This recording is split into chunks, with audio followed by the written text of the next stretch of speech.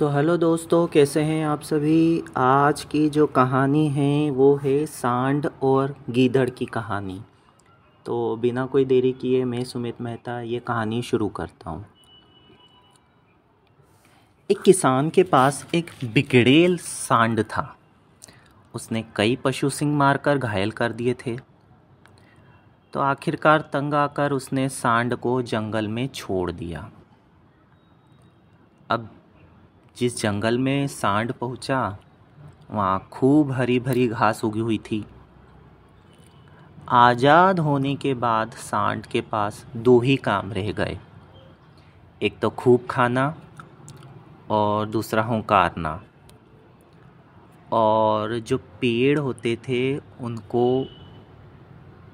गिराने का काम। अब बात करें सांड की हेल्थ की, तो ऑब्वियस सी बात है, इतना कुछ खा पी करके सांड मोटा ताज़ा हो गया। सारे शरीर में ऐसी मांसपेशियां उभरी जैसे चमड़ी से बाहर छलक ही पड़ेगी।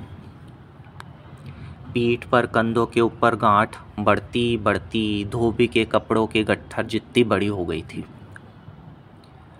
गले में चमड़ी व मांस की तहों की तहें लटकने लगी।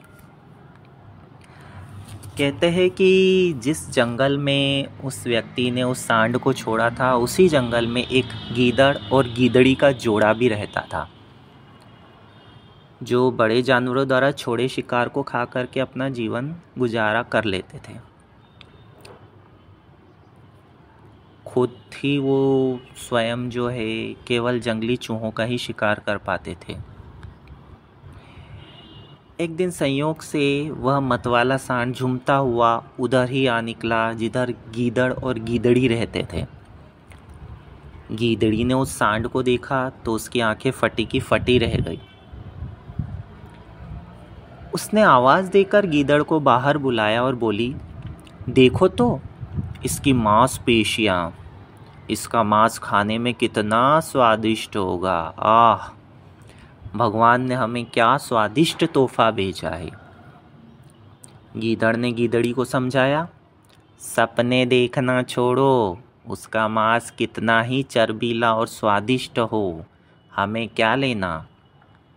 अब गीदड़ी जो है भड़क उठी, तुम तो भोंदू हो, देखते नहीं उसकी पीठ पर जो चर्बी की गांठ है वह किसी भी समय गिर जाएगी, हमें उठाना भर होगा।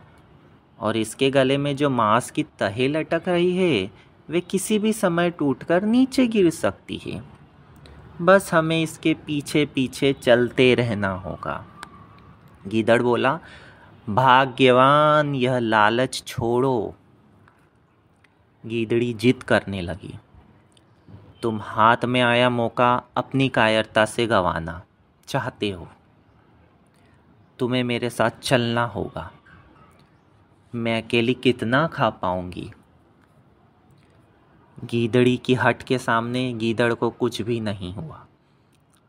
कह सकते हो कि अब भैया पत्नी ने बोला है तो पति को तो वैसे भी कुछ नहीं होता है, लेकिन अब पत्नी ने बोला है तो चलना ही पड़ेगा। दोनों ने सांड का पीछा करते हुए चलते गए। वो सांड जहाँ जहाँ चलता वहाँ वो चलते गए। चलना शुरू भी कर दिया था हालांकि उन्होंने। सांड के पीछे चलते चलते उन्हें कई दिन हो गए, पर सांड के शरीर से कुछ नहीं गिरा। गीदड़ ने बार बार गीदड़ी को समझाने की कोशिश की, गीदड़ी घर चलते हैं, एक दो चूहे मार कर पेट की आग बुझाते हैं। पर गीदड़ी की अक्ल पर तो पर्दा पड़ गया था। वह नहीं मानी।